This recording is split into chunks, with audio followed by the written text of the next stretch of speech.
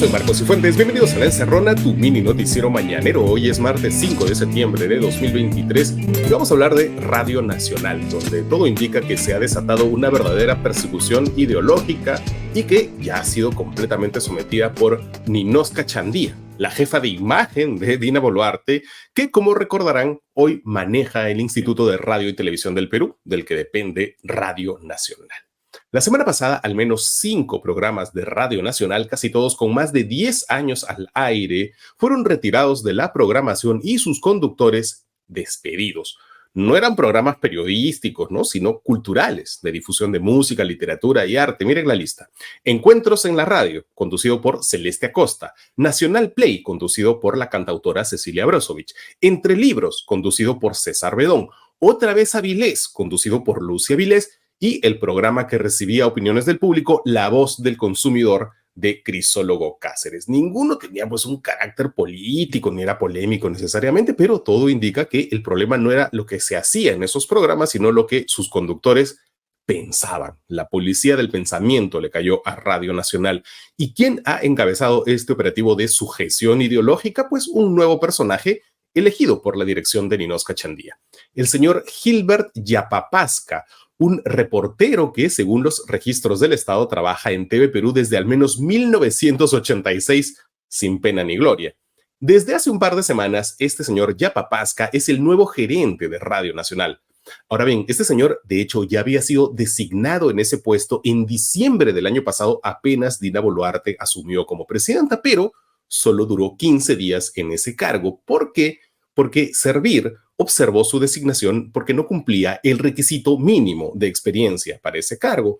Pero parece que alguien en el gobierno le tiene bastante cariño a Yapapasca porque desde entonces básicamente se enfocaron todos los esfuerzos en lograr colocar a este personaje como nuevo jefazo de Radio Nacional hasta que finalmente lo consiguieron hace poco, el 19 de agosto.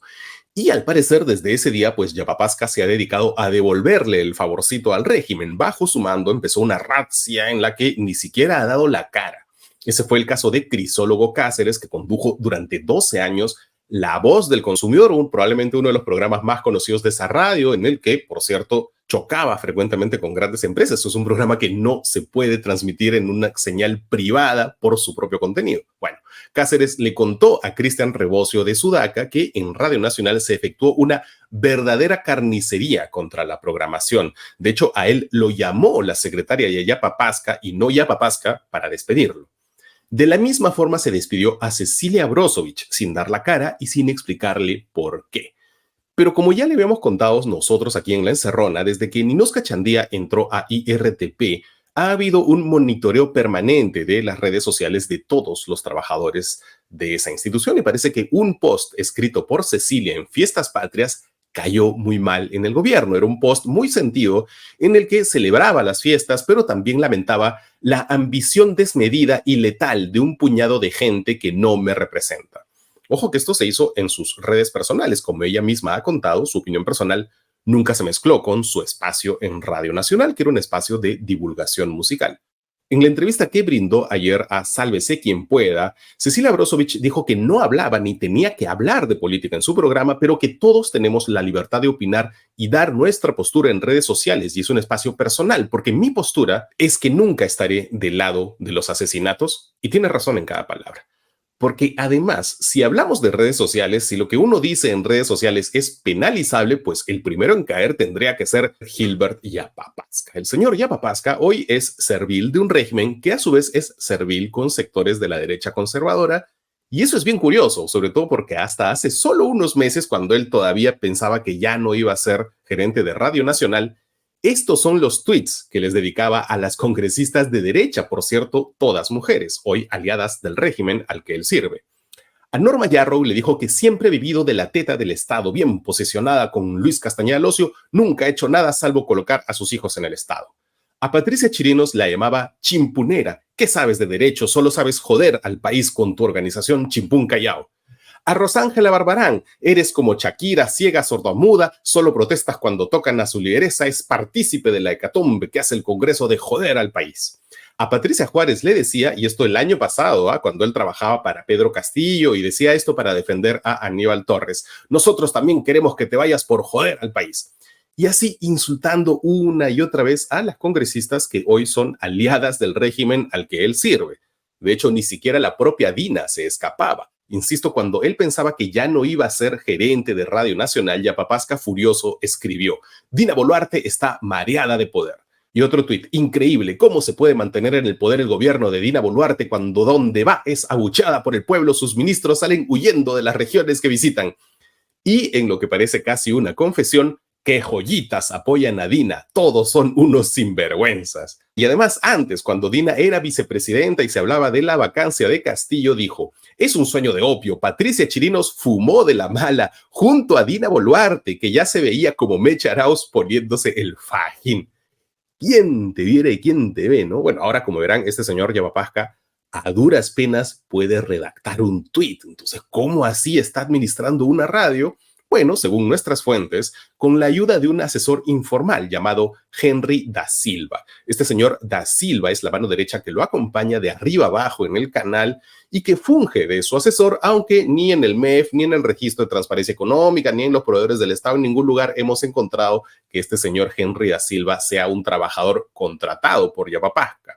Lo que sí encontramos en el registro de visitas es que este señor Henry da Silva visita casi a diario a Yapapazca. Como pueden ver los que nos ven en video, da Silva viene visitando a Yapapazca por reunión de trabajo casi todos los días desde que este Yapapazca fue nombrado gerente. ¿Y quién es este misterioso da Silva? Bueno, en su LinkedIn se menciona como única experiencia laboral Willax. Así están las cosas en lo que alguna vez fue la radio de todos los peruanos. Ya volvemos con los titulares de hoy, aquí en Encerrona.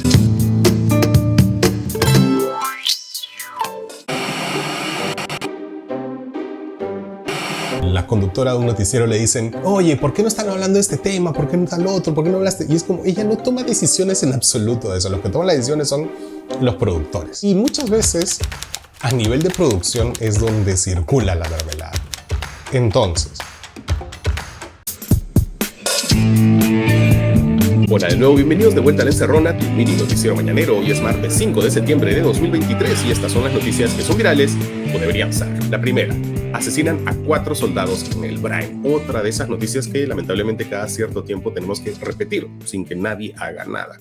Ayer una patrulla de 2 camionetas de las fuerzas del orden fue emboscada por el militarizado Partido Comunista del Perú en el distrito de Putis, provincia de Huanta, en Ayacucho. Ellos abatieron a 2 terroristas, pero fallecieron 4 militares: el teniente Michael Bazán, el suboficial de primera Anderson Arrigoila, el suboficial de tercera Dani Cayagua y el sargento primero Fermín Arroyo. Nuestras condolencias a sus familiares. La segunda: no se ha caído el caso Odebrecht en el Perú, tranquilos. Ayer varios se pusieron pálidos y otros festejaron cuando se dio la noticia de que Humala y Nadine habían bloqueado la declaración de Marcelo Odebrecht de su juicio. ¿Y por qué tanto ají? Porque el caso de Nadine y Humala es el que está más avanzado a nivel de etapas y en cierta forma va a marcar la pauta de todos los otros casos del Lavallato. Por eso es bien importante qué pasa y qué deja de pasar en este juicio. ¿Y qué está pasando? Bueno, hace 2 semanas aquí les contamos que la justicia brasileña le había concedido a los Humala el pedido para que Marcelo Odebrecht, Jorge Barata y otros 14 testigos no participen en las audiencias del juicio que se está llevando a cabo en estos días. El argumento era que no podían declarar sobre los famosos servidores MyWebDay y Droidsys, que eran los que almacenaban la información de los sobornos y aportes de campaña de Odebrecht. ¿Y por qué no? Bueno, porque la justicia brasileña ya los ha descartado como prueba porque dicen que ha habido manipulación allí y ya fue. En general, como ustedes saben, el caso Odebrecht se ha ido desmoronando en Brasil por múltiples razones. Por algo Lula hoy es presidente de nuevo. La cosa es que ayer, producto de esto, a Ollanta y a Nadine, la justicia peruana también les ha dado la razón en parte. Efectivamente, ya no se va a tomar la declaración de Marcelo Odebrecht, pero sí se pueden usar todavía las declaraciones que este empresario ya dio ante la justicia peruana. Eso no se ha descartado. Y sobre si Barata puede declarar o no, pues eso se va a decidir hoy. Tampoco es que no se pueda usar ya la información de los servidores de Odebrecht. En Perú, esos servidores siguen siendo válidos. De hecho, la Fiscalía tiene 3 copias intactas de esos datos.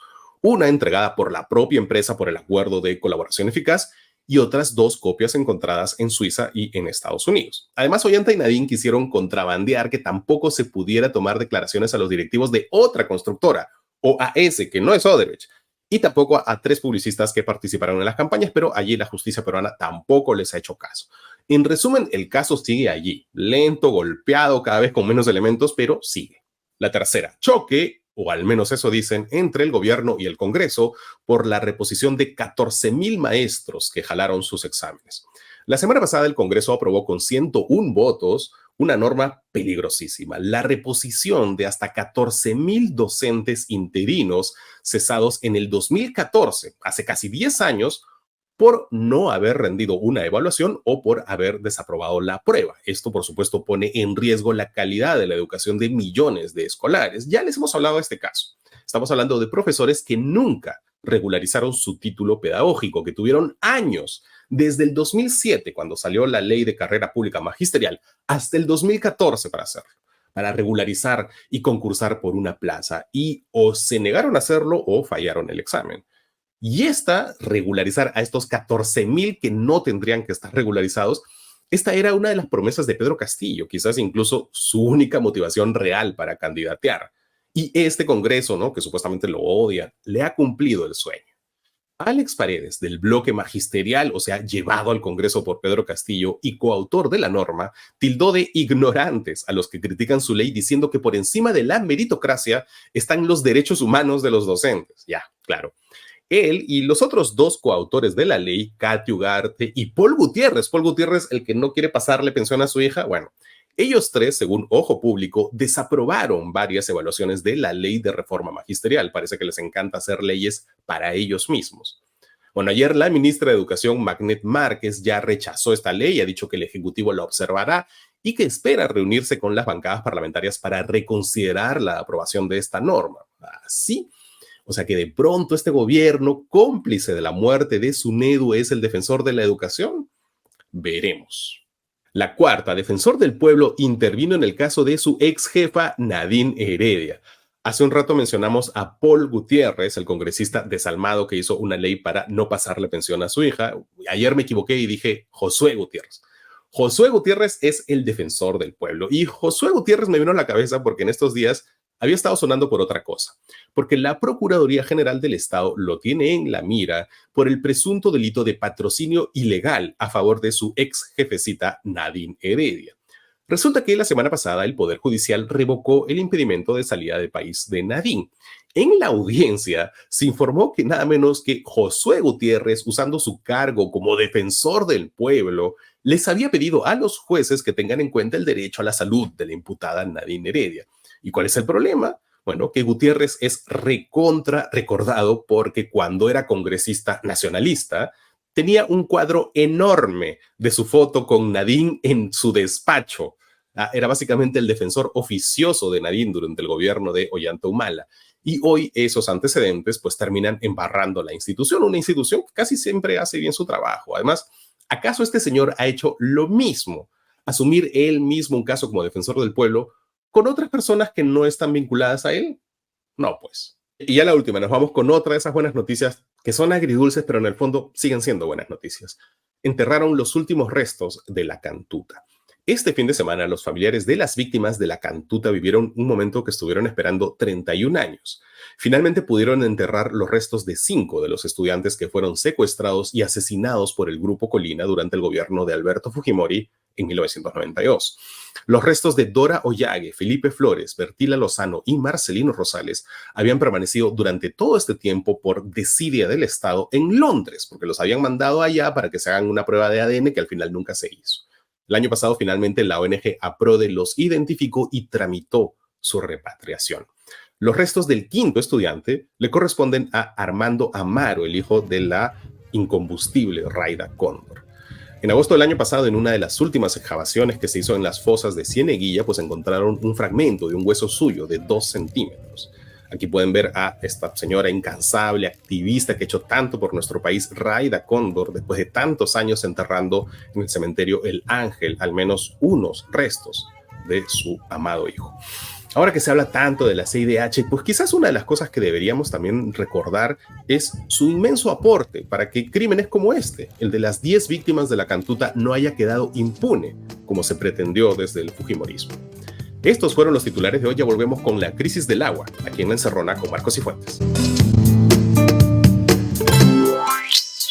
Ahora nosotros lo que tenemos que hacer es apoyar a esta presidenta. Debería mantenerse Dina Boluarte, es lo mejor que nos puede pasar. Nosotros tenemos que tratar de que Dina Boluarte dure. Ahora que la mayoría te ofrece lo mismo, queremos recordarte que la mejor forma de apoyar algo distinto es a través de Patreon. Con una suscripción no solo aseguras la continuidad de La Encerrona, sino que puedes conseguir una serie de beneficios, desde sorteos hasta contenido exclusivo y personalizado. Solo tienes que entrar a patreon.com/Okram y listo. Gracias a tu suscripción, habrá un poquito menos de concentración.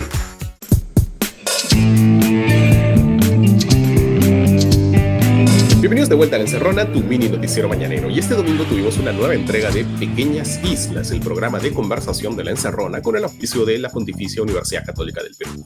Y elegimos el tema de esta semana, la crisis del agua, pensando en que para fines de esta década, 3 de cada 5 peruanos vivirá en una zona con escasez de agua. Solo para este año ya se prevé una situación dramática en Cusco, en Puno y en Lima. Por eso conversamos este domingo con María Teresa Oré, docente en la Maestría de Recursos Hídricos de la PUC, y con Jan Vázquez, uno de los científicos más influyentes del mundo en el ámbito de cambio climático, según la hotlist de Reuters. Y aquí les dejamos unos pedacitos de la conversación para que la busquen completa en cualquiera de nuestras redes. Desde luego, nuestros nietos no van a ver glaciares en el Perú, y lamentablemente con la deriva que tenemos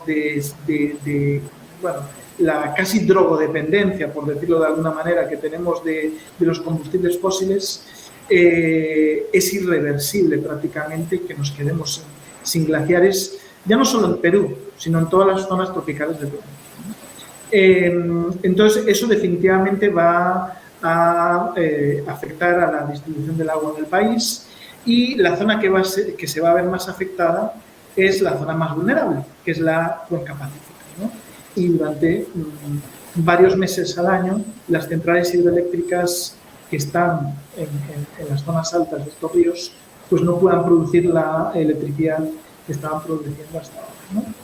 Aquí hay también otro riesgo, y es que, como nos ha ido muy bien en el siglo XX con la energía hidroeléctrica, que el gobierno se ve atentado a hacer lo que hace el gobierno brasileño, que es abrir centrales hidroeléctricas en zonas más llanas, ¿no? Como grandes pantanos, como los que hay en España, que mencionaste, Marco.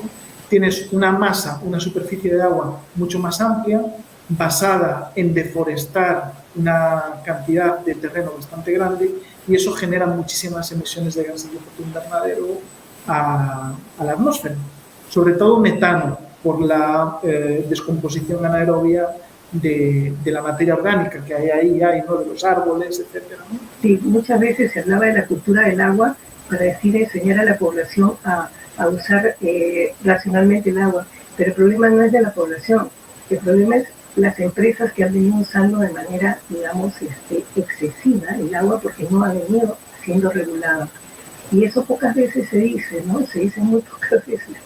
Y eso es, si tú puedes ver, el 80% está dedicada el agua para consumo, está básicamente centrada en la agricultura, ¿no? Y el 3% en minería y el otro tanto por ciento en población. Es bien distinto. Hay que ver también el tipo de economía que hemos venido desarrollando, ¿no? Es más que nada eso, ¿no? Y eso nos hace vulnerables al cambio climático, el tipo de economía que hemos venido desarrollando. El estar centrado en la agroexportación y en la minería, que son dos sectores que consumen bastante agua, ¿no? Entonces nos hace más vulnerables al cambio climático. Hay tiempo para más. Pueden buscar Pequeñas Islas en todas nuestras redes sociales, y también pueden piratear Pequeñas Islas en sus radios y televisores locales. Y así como ellos, ustedes también recuerden que La Encerrona es libre y es gratis. Y si es gratis y si cualquier persona puede tener la misma información que tú tuviste hoy, es gracias a los encerroners de Yape, de Plin, de YouTube y de Patreon. Y si tú puedes ser uno de ellos, inténtalo. Patreon es una plataforma muy segura, muy fácil.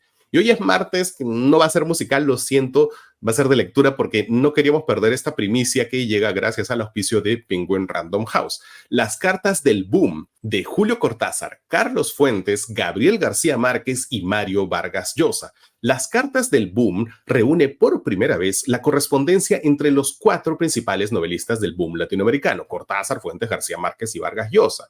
Los 2 últimos recibieron el premio Nobel y los 2 primeros se lo merecían más que por supuesto. Esta conversación entre amigos brillantes y exitosos nos ofrece un acceso sin precedentes a sus relaciones personales y colectivas, con todos sus encuentros y desencuentros, y nos abre una ventana privilegiada a la literatura y a la política latinoamericanas, especialmente durante un periodo crucial de su historia moderna entre 1959 y 1975. Las cartas del boom de Julio Cortázar, Carlos Fuentes, Gabriel García Márquez y Mario Vargas Llosa ya está disponible en librerías y en formato digital. Eso es todo por hoy. Soy Marcos Cifuentes y esto fue La Encerrona, el único noticiero que te manda un abrazo. Chao, hasta mañana.